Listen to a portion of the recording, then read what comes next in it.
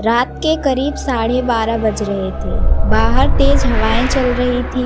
बादल ऐसे गरज रहे थे जैसे आसमान खुद किसी दर्द में हो। गांव के किनारे एक पुराना टूटा फूटा घर था जहां नीलम अकेली रहती थी।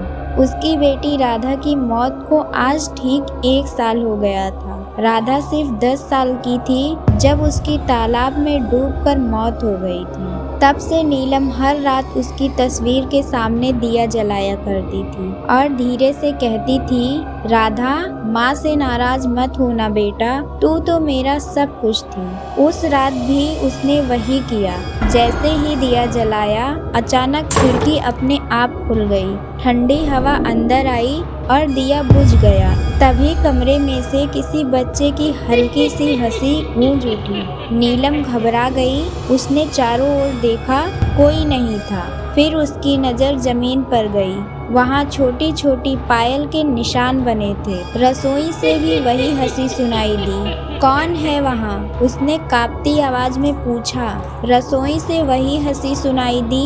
माँ, मैंने कहा था ना, मुझे अकेला मत छोड़ना। नीलम का दिल जैसे रुक सा गया। उसने देखा दरवाजे पर उसकी बेटी राधा खड़ी थी, वैसी ही जैसी वह मरने के पहले थी। लाल फ्रॉक में, पैर में वही चांदी की पायल, पर चेहरा थोड़ा फीका और आंखें बिल्कुल काली। नीलम रो पड़ी। राधा, तू जिंदा है? राधा मुस्कुराई। हाँ माँ, मैं आपके पास लौट आई हूँ। उसकी आवाज मीठी थी पर उसमें कुछ ठंडापन था, जैसे बर्फ की सांस। अगले दिन गांव वाले चौंक गए। नीलम फिर से मुस्कुरा रही थी। वह कहती, मेरी बेटी राधा लौट आई है। सबने सोचा शायद वह दुख में पागल हो गई है, लेकिन रात को अक्सर उसके घर से किसी बच्चे के गाने और खिलखिलाने की आवाजें आने लगी।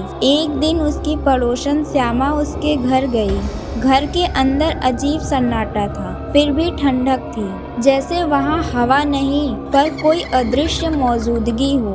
श्यामा ने देखा नीलम कमरे में बैठी है और सामने हवा में कटोरी रखी है। वो जैसे किसी को खाना खिला रही है। श्यामा ने पूछा, किसे खिला रही हो बहन? नीलम मुस्कुराई। राधा को, देखो ना कितना प्यार से खा रही है। श्यामा के सामने हवा में कुछ हलचल हुई, जैसे कोई अदृश्य हाथ कटोरी से खाना खा रहा हो। श्यामा डरकर भागी और अगले ही दिन गांव के पंडित हरिनाथ जी को बुलाया। पंडित ने घर देखा, कुछ मंत्र पढ़े और फिर गंभीर होके बोले, ये आत्मा है, बेटी की नहीं, उसके रूप में आए किसी दूसरे शक्ति की।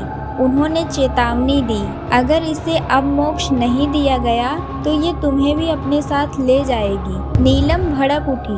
कोई मेरी बेटी को मुझसे छीन नहीं सकता। रात को उसने राधा से पूछा, लोग क्यों कहते हैं कि तू आत्मा है? राधा ने धीरे से कहा, क्योंकि उन्होंने मुझे डुबोया था माँ, तालाब में धक्का दिया था। नीलम कांप उठी। किसने? राधा की आंखें चमकी। श्यामा आंटी ने। नीलम का चेहरा सख्त हो गया। उसी रात वह श्यामा के घर गई। श्यामा, बाहर आओ। श्यामा ने डरते हुए दरवाजा खोला। क्या हुआ बहन? नीलम बोली, राधा ने मुझे सब बता दिया है। तूने ही उसे मारा था ना? श्यामा हड़बड़ाई। नहीं नहीं, मैं तो नहीं।